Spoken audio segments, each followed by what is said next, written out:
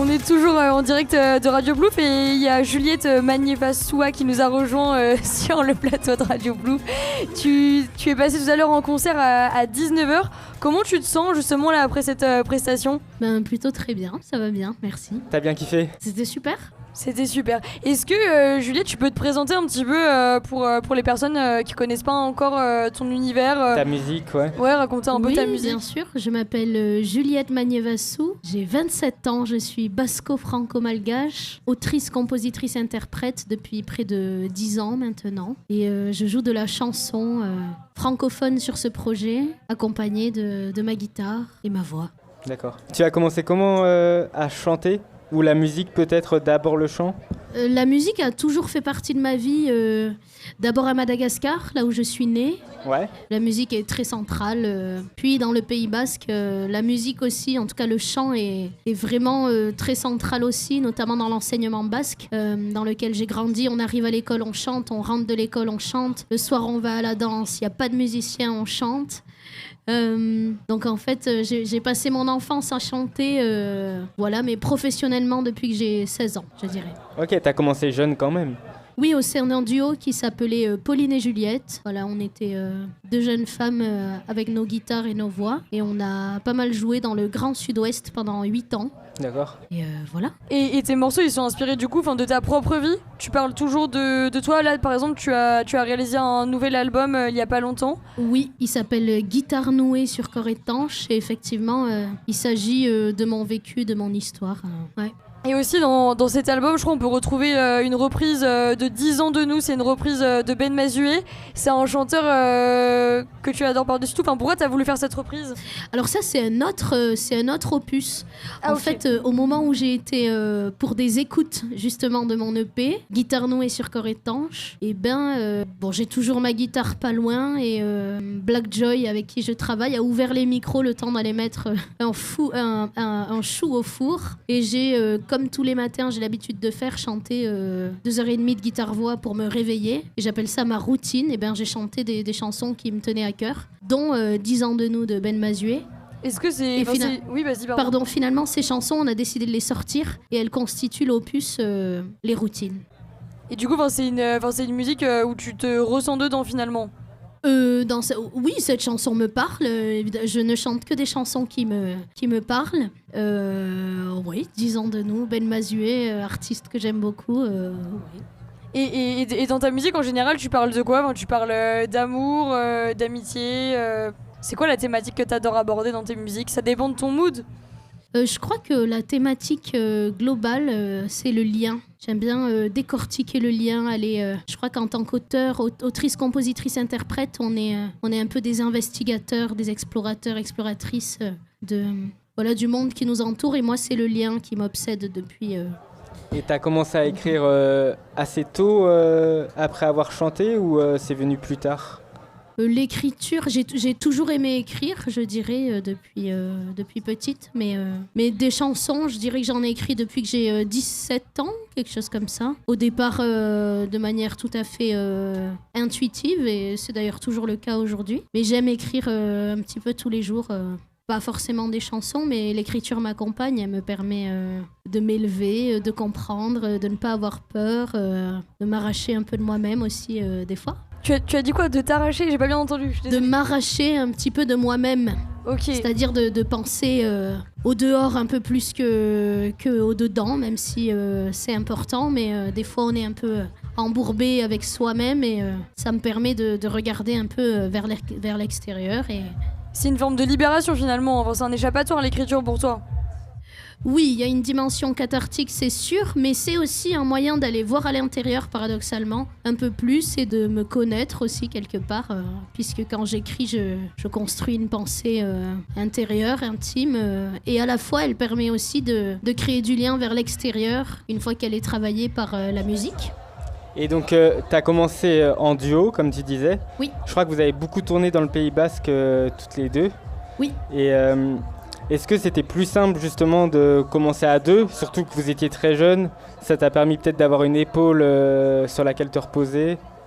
Oui, être deux sur scène, c'est vrai que c'est un sacré appui que de pouvoir avoir quelqu'un avec soi. Oui, c'est vrai, ça m'a permis de... C'est un sacré bagage, ces 8 ans de duo, là. Un sacré bagage très riche pour expérimenter la scène seule, enfin seule, pas tout le temps seule d'ailleurs, mais plutôt seule avec ce projet-là. D'accord. Et du coup, faire le choix d'ensuite continuer en solo, est-ce que ça a pris du temps pour toi? Est-ce qu'il y a eu une période peut-être de transition où tu faisais un peu de dates solo, un peu de dates duo? Ou alors c'est venu d'un coup, tu avais besoin de faire ça? Oui, c'est un cheminement. C'est vrai que j'ai toujours aimé être sur scène avec d'autres artistes. J'ai entre-temps été un peu vers le théâtre avec une compagnie bayonnaise qu'on avait fondée et du spectacle jeune public. Finalement, on était plusieurs au plateau. Et oui, je crois qu'aujourd'hui, je peux être seule sur scène parce que je m'en sens les épaules et c'est un socle à construire, ouais. Aujourd'hui, à quel point c'est compliqué pour une jeune artiste comme toi de pouvoir tourner potentiellement dans toute la France ou pas? Je sais pas comment ça se passe. Est-ce que tu as un tourneur, tu as des gens qui travaillent pour toi pour t'aider là-dessus? Elle est marrante votre question parce que j'ai la chance que ce soit pas compliqué justement. Ok, trop bien.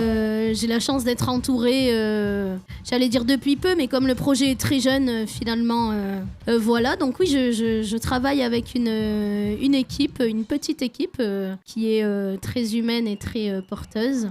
Vous êtes combien du coup au sein de ton équipe? Alors là, elle s'agrandit un petit peu, mais pour le moment, je dirais qu'on est 4-5 et qu'on sera une petite dizaine dans quelques mois.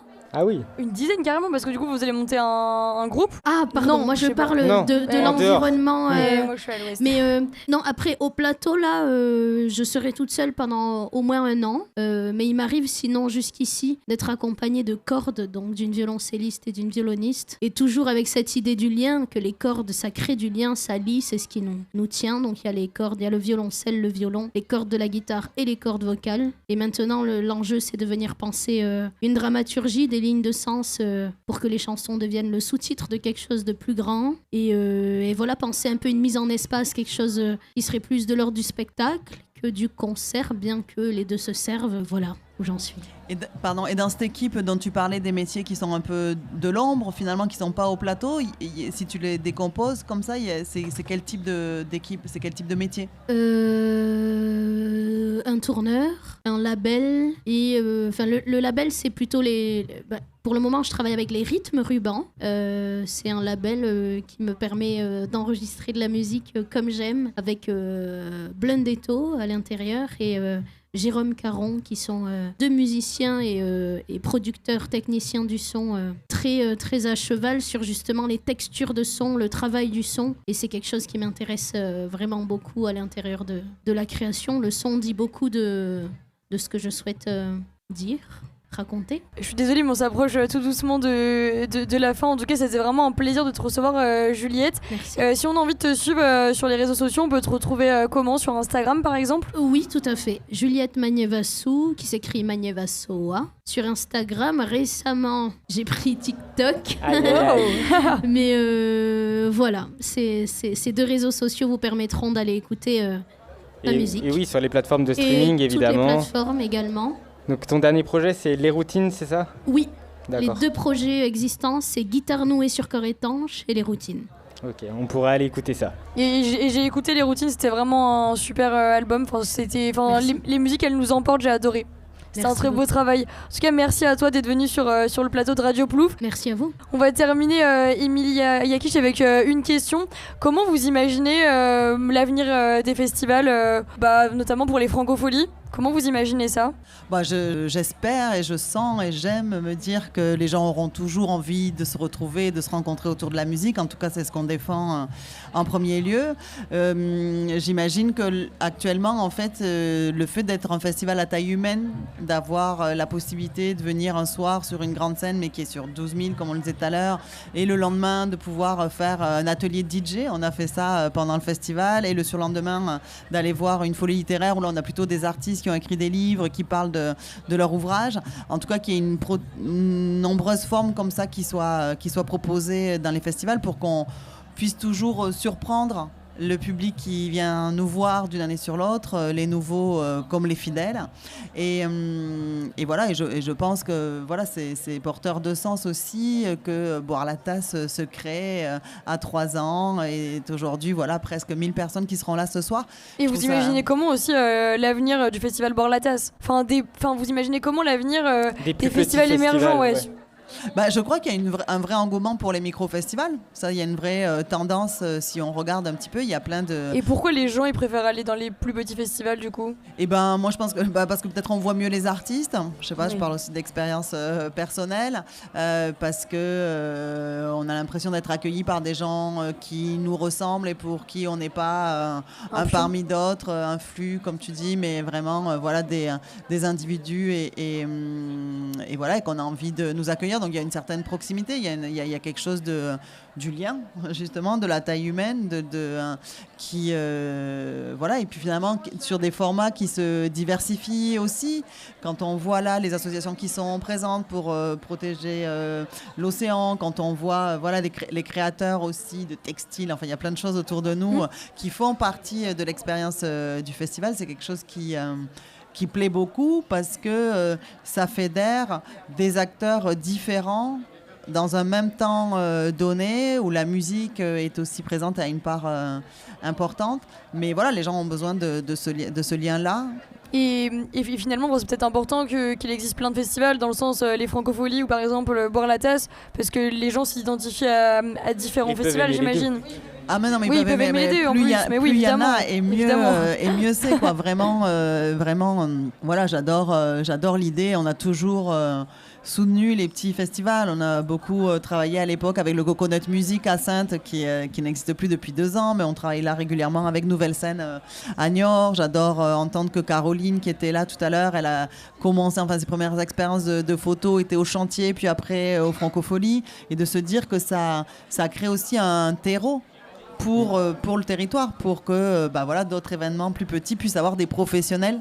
Voilà, Élise, c'est pareil, on parlait d'elle à la régie ici, elle est rochelaise, donc du coup c'est chouette de se dire que on accompagne par le fait de travailler avec les uns et les autres à créer une ressource pour d'autres initiatives, et plus les gens auront l'expérience de se retrouver, plus ils y prendront goût aussi. En tout cas, plus on est et mieux c'est. Et moi, pour terminer, j'ai une petite question. Vu que ça fait 24 ans que tu fais ce métier-là au sein des Francopholies, est-ce que tu vois que ton métier il a évolué et que au début tu faisais ce travail de cette manière-là et maintenant c'est totalement différent? Alors en tout cas, ça fait pas 24 ans que je fais le même métier. Non, mais je trouve ça hyper important parce que j'ai essayé là tout au long de l'interview justement de montrer toute la diversité de métiers qu'il y a en fait. Non, mais c'est important. Il y a des métiers que j'ai jamais fait au sein des Francopholies.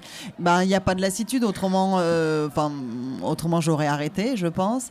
Il n'y a pas de lassitude parce que ça n'a jamais été pareil. En vrai, tout à l'heure, Titouan et Manon parlaient de se dire, voilà, nous c'est notre 3e édition, on a plusieurs casquettes et tout ça. En vrai, j'ai pas eu l'occasion de leur dire, mais on a toujours plusieurs casquettes, quoi. C'est-à-dire que du coup, là, voilà, moi je me suis occupée du merch cette année. Bon, c'était nouveau, hein, pour moi, relativement nouveau.